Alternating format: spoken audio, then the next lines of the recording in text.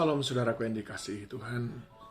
Saya ingin sampaikan satu hal yang sangat-sangat penting bagi saudara, yaitu bagaimana bahwa segala sesuatu dalam hidup ini, segala sesuatu yang pernah dimulai, suatu saat akan berakhir. Penderitaan kita yang sering kita alami, sering kali pula membuat kita hampir-hampir putus asa. Tapi hari ini saya mau katakan kepada saudara, itu pun akan berakhir. Oleh sebab itu saudaraku, bukan persoalan berapa lama pergumulan itu saudara hadapi. Tapi yang terpenting adalah bagaimana saudara menghadapinya dan bagaimana saudara menyelesaikannya. Paulus pernah mengajarkan kepada Timotius dalam 1 Timotius 6 ayat 11-12. Tapi engkau, hai manusia Allah, jauhilah semuanya itu, kejarlah keadilan, ibadah, kesetiaan, kasih, kesabaran, dan kelembutan. Bertandinglah dalam pertandingan iman yang benar dan rebutlah hidup yang kekal. Untuk itulah engkau telah dipanggil dan telah engkau ikrarkan ikrar yang benar di depan banyak saksi. Kalimat yang hampir sama, dia berkata di dalam 2 Timotius 4 ayat 6-7. Mengenai diriku, darahku sudah mulai dicurahkan sebagai persembahan dan saat kematianku sudah dekat.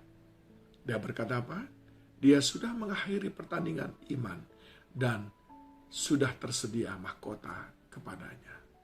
Jadi saudaraku, kalau kita melihat, mengibaratkan tantangan kesulitan dalam hidup kita adalah bagian daripada pertandingan yang harus kita hadapi, saudara harus tahu bahwa tidak ada pertandingan yang tidak akan selesai. Namun yang menjadi pertanyaan adalah, apakah saudara sudah mencapai garis akhir dan menyelesaikan pertandingan dengan baik? Paulus katakan, bertandinglah dalam pertandingan iman yang benar dan rebutlah hidup yang kekal.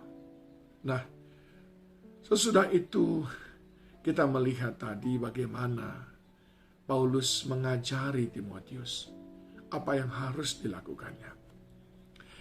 Kalau kita belajar pula dari Tuhan Yesus, maka kita pun melihat di dalam Yohanes 19 ayat 28 sampai dengan 30. Sesudah itu karena Yesus tahu bahwa segala sesuatu telah selesai, berkatalah ia, supaya genaplah yang ada tertulis dalam kitab suci, aku haus. Di situ ada suatu bekas penuh anggur asam.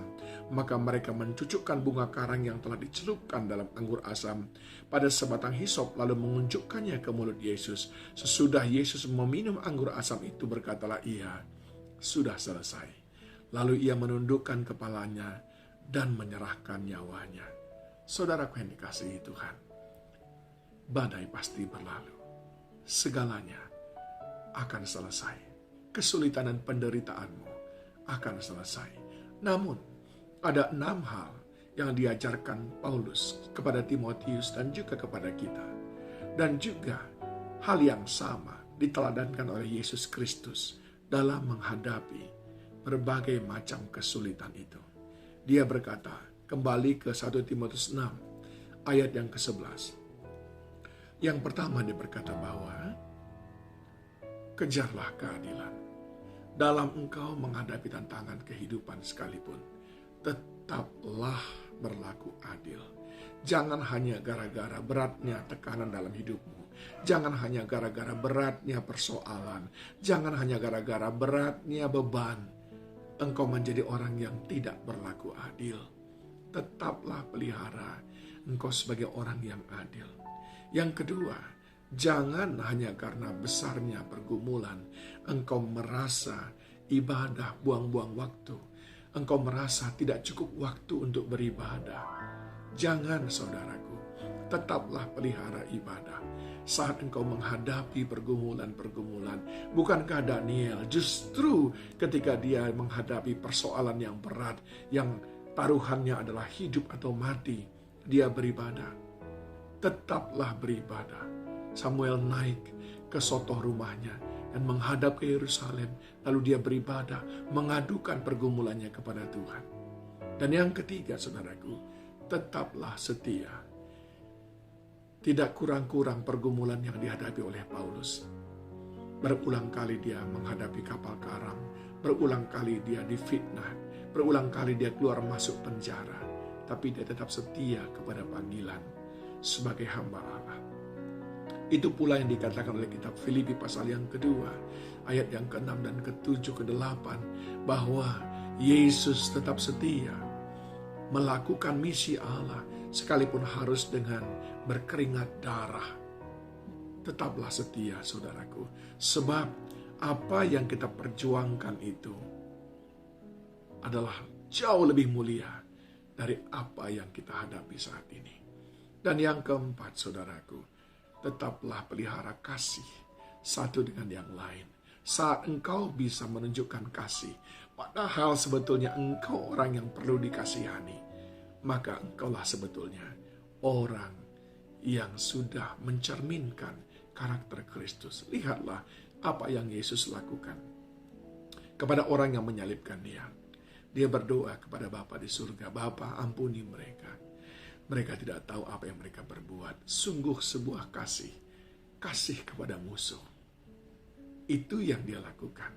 Mungkin ada seseorang yang membuatmu menderita saat ini. Jangan benci, saudaraku. Mungkin ada seseorang yang membuatmu ada dalam masalah saat ini. Karena dia tipu, karena dia jerumuskan, atau apapun itu. Tetaplah pelihara kasih. Dan yang berikutnya adalah kesabaran. Bukankah segala sesuatu ada dalam tangan Tuhan? Dan rencana Tuhan tidak ada yang gagal. Seperti dikatakan di dalam kitab Ayub pasal yang ke-42, ayat yang kedua. Dan aku tahu bahwa Kau sanggup melakukan segala perkara dan tidak ada rencanamu yang gagal. Sabar, saudaraku. Sabar, sebab pengharapan di dalam Tuhan tidak akan mengecewakan. Sebab badai pasti berlalu. Dan yang terakhir, kenakan kelemah lembutan. Jangan menjadi marah kalau keadaan tidak ramah. Jangan menjadi kecewa kalau keadaan semuanya kelihatan mengecewakan. Tetaplah lemah lembut kepada orang-orang di sekelilingmu. Saat engkau lemah lembut kepada orang sekelilingmu, maka engkau memiliki orang yang banyak mendoakanmu. Saudaraku, jadilah kuat, saudara. Badai pasti berlalu. Tetaplah berlaku adil. Tetap pelihara ibadah. Tetap setia. Tetap mengasihi. Tetap lemah lembut. Sabar. Badai pasti berlalu.